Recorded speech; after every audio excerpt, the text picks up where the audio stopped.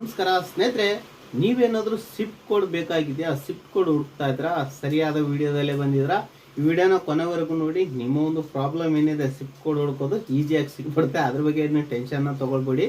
ಈ ವಿಡಿಯೋದಲ್ಲಿ ನಿಮಗೆ ಒಂದು ಎರಡು ಮೆಥಡ್ನ ತೋರಿಸ್ತೀನಿ, ಎರಡು ಸ್ಟೆಪ್ನ ತೋರಿಸ್ತೀನಿ. ನೀವು ಹೇಗೆ ನಿಮ್ಮ ಒಂದು ಬ್ಯಾಂಕಿನ ಒಂದು ಸಿಫ್ಟ್ ಕೋಡ್ ಎಲ್ಲಿಂದ ಪಡ್ಕೊಳ್ಳೋದು ಅನ್ನೋದನ್ನ ತೋರಿಸ್ತೀನಿ.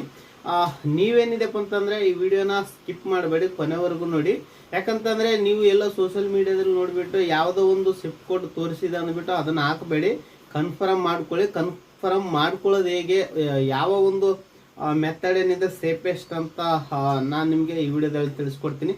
ಸ್ನೇಹಿತರೆ, ಇನ್ನೊಂದಿಷ್ಟು ವಿಷಯ ಏನಪ್ಪ ಅಂದ್ರೆ ಸಿಫ್ಟ್ ಕೋಡ್ ಯಾಕೆ ಯೂಸ್ ಮಾಡ್ತಾರೆ ಅನ್ನೋದು ಕೂಡ ನೀವು ತಿಳ್ಕೊಳ್ಬೇಕಾಗುತ್ತೆ.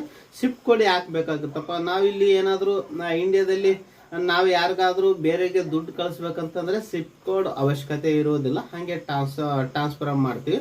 ಆದ್ರೆ ಸ್ನೇಹಿತರೆ, ನಮ್ಮ ಹೊರ ರಾಜ್ಯಗಳಿಗೆ ಏನಪ್ಪ ಅಂತಂದ್ರೆ ದುಡ್ಡನ್ನ ಹಾಕ್ಬೇಕಂತಂದ್ರೆ ಅಲ್ಲಿ ಒಂದು ಬ್ರಾಂಚಿನ ಒಂದು ಆ್ಯಪ್ಸ್ ಕೋಡ್ ಏನಿರುತ್ತೆ, ಆ್ಯಪ್ಸ್ ಕೋಡ್ ಇಂದ ನಾವು ಇಂಡಿಯಾದಲ್ಲಿ ಎಲ್ಲ ಕಡೆ ಕೂಡ ಟ್ರಾನ್ಸಾಕ್ಷನ್ ಮಾಡ್ಬೋದು.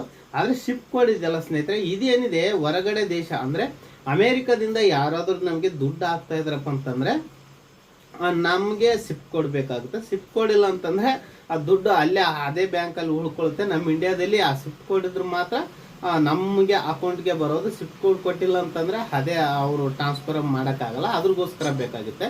ಇವಾಗ ಬಹಳಷ್ಟು ಇವಾಗ ಭಾಳ ನಮ್ಮಂತರಿಗೆ ಒಂದು ಲೋಕಲ್ ಆಗಿರ್ತಕ್ಕಂಥ ಜನರಿಗೆ ಸಿಫ್ಟ್ ಕೋಡ್ ಅವಶ್ಯಕತೆ. ನಮ್ಗೆ ಯಾರು ಈಗ ನಾನಿದ್ದೀನಿ ಅಂತ ತಿಳ್ಕೊಳ್ಳಿ, ನಮ್ಮ ಬೀಗ್ರ ನೆಂಟ್ರ ಒಂದು ಅಮೆರಿಕದಲ್ಲಿ ಏನಿದೆಪ್ಪ ಅಂತಂದ್ರೆ ಅಲ್ಲಿಂದ ನಮಗೆ ದುಡ್ಡು ಹಾಕೋದಕ್ಕೆ. ಆದರೆ ಇವಾಗ ಸೋಷಿಯಲ್ ಮೀಡಿಯಾ ಬಂದಿರೋದ್ರಿಂದ ಸಿಫ್ಟ್ ಕೋಡ್ ಏನಿದೆ ಅದು ಎಲ್ಲಷ್ಟು ಜನಕ್ಕೆ ಅವಶ್ಯಕತೆ ಆಗಿದೆ. ಯಾಕಂದರೆ ಇವಾಗ ಯೂಟ್ಯೂಬ್ ಆಗಿರ್ಬೋದು, ಮತ್ತು ಫೇಸ್ಬುಕ್ಕು, ಇನ್ಸ್ಟಾಗ್ರಾಮು, ವೆಬ್ಸೈಟು, ಈ ಥರ ಇಷ್ಟು ಸೋಷಿಯಲ್ ಮೀಡಿಯಾಗಳು ಏನಿದಾವಲ್ಲ ದುಡ್ಡು ಹಾಕ್ತಾವಲ್ಲ ಅವೆಲ್ಲ ಅಮೇರಿಕದಿಂದನೇ ದುಡ್ಡು ಹಾಕೋದು. ಅದ್ರಗೋಸ್ಕರ ನಾವೇನಿದೆ ಆ ಒಂದು ಮೋನಿಟೈಸೇಷನ್ ಆನ್ ಮಾಡುವಾಗ ಬ್ಯಾಂಕ್ ಡೀಟೇಲ್ಸ್ನ ಕೊಡುವಾಗ ನಾವು ಸಿಫ್ಟ್ ಕೋಡ್ ಹಾಕಬೇಕಾಗುತ್ತೆ. ಅದರಿಂದಾಗಿ ಸ್ನೇಹಿತರೆ, ಈ ವಿಡಿಯೋನ ಕೊನೆವರೆಗೂ ನೋಡಿ.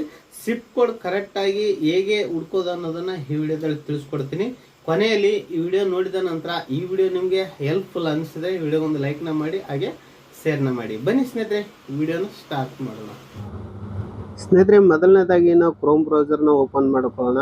ಇಲ್ಲಿ ಸರ್ಚ್ ಬಾರಲ್ಲಿ ಏನಿದೆಪ್ಪ ಅಂತಂದರೆ ನಾವು ಇವಾಗ ಸಿಫ್ಟ್ ಕೋಡ್ ಫೈಂಡರ್ನ ಆಪ್ಷನ್ನ ಸರ್ಚ್ ಮಾಡೋಣ. ಸ್ನೇಹಿತರೆ, ಈ ಥರ ಒಂದು ವೆಬ್ಸೈಟ್ ಓಪನ್ ಆಗುತ್ತೆ. ಇಲ್ಲಿ ನೋಡಿ, ಎರಡನೇ ಆಪ್ಷನಲ್ಲಿ ಕಾಣಿಸ್ತಾ ಇದೆಯಲ್ಲ, ಅದು BC ಅನ್ನತಕ್ಕಂಥ ಒಂದು ಅಪ್ಲಿಕೇಶನ್ನ, ಅದನ್ನು ನಾವು ಕ್ಲಿಕ್ ಮಾಡೋಣ. ಕ್ಲಿಕ್ ಮಾಡಿದ ನಂತರ ಈ ಥರ ಒಂದು ಸ್ಕ್ರೀನ್ ಪ್ಲೇ ಆಗುತ್ತೆ. ಇಲ್ಲಿ ನೋಡಿ ಸ್ನೇಹಿತರೆ, ನಮ್ಮ ದೇಶದ ಹೆಸರು ಅಂದರೆ ಕಂಟ್ರಿ ಹೆಸರನ್ನ ಸೆಲೆಕ್ಟ್ ಮಾಡ್ಕೊಳ್ಬೇಕಾಗುತ್ತೆ. ಇಲ್ಲಿ ಇಂಡಿಯಾ ಅಂದ್ಬಿಟ್ಟು ನಾವು ಹುಡ್ಕೊಳ್ಬೇಕು. ಇಲ್ಲಿ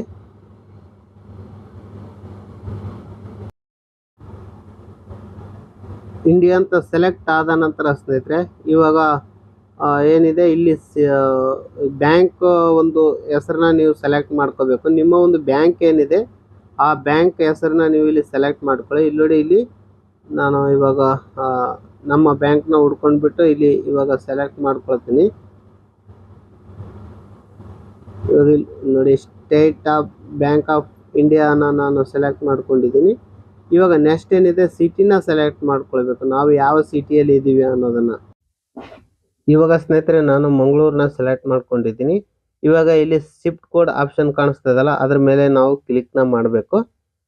ಕ್ಲಿಕ್ ಮಾಡಿದ ನಂತರ ನೋಡಿ ಸ್ನೇಹಿತರೆ, ಇಲ್ಲಿ ಒಂದು ಸಿಫ್ಟ್ ಕೋಡ್ನ ಕಾಣಿಸ್ತಾ ಇದೆ. ಅವೆರಡರಲ್ಲಿ ನಾವು ಯಾವುದಾದ್ರೂ ಒಂದು ಚೂಸ್ನ ಮಾಡ್ಕೊಂಡು ಹಾಕೊಳ್ಬೋದು. ಬನ್ನಿ ಸ್ನೇಹಿತರೆ, ಎರಡನೇ ಮೆಥಡ್ನ ಹೇಳೋಣ.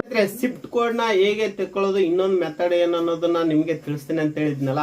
ಒಂದು ಆನ್ಲೈನ್ ಇಂದ ತೆಕ್ಕೊಳ್ಬೋದು, ಇನ್ನೊಂದು ಏನಿದೆಪ್ಪ ಅಂದ್ರೆ ಸೇಫೆಸ್ಟ್ ಒಂದು ಸಿಫ್ಟ್ ಕೋಡ್ ತೆಕ್ಕೊಳ್ಳೋದು ಹೇಗಪ್ಪ ಅಂತಂದ್ರೆ, ನೀವು ನಿಮ್ಮ ಒಂದು ಬ್ಯಾಂಕಿನ ಒಂದು ಬ್ಯಾಂಕಿಗೆ ಹೋಗ್ಬಿಟ್ಟು ಅಲ್ಲಿ ಏನಿದೆ ಮ್ಯಾನೇಜರ್ ಆಗಿರ್ಬೋದು, ಅಲ್ಲಿ ಒಂದು ಬೋರ್ಡ್ ಅಲ್ಲೇ ಇರುತ್ತೆ ಸಿಫ್ಟ್ ಕೋಡ್ ಏನಿದೆ, ಸಿಫ್ಟ್ ಕೋಡ್ ಮತ್ತು ಆ್ಯಪ್ಸ್ ಕೋಡ್ ಮತ್ತು ಬ್ರಾಂಚ್ ಕೋಡ್ ಏನಿದೆಪ್ಪ ಅಂತಂದ್ರೆ ಅಲ್ಲಿ ಒಂದ್ ಕಡೆ ಹಾಕಿರ್ತಾರೆ.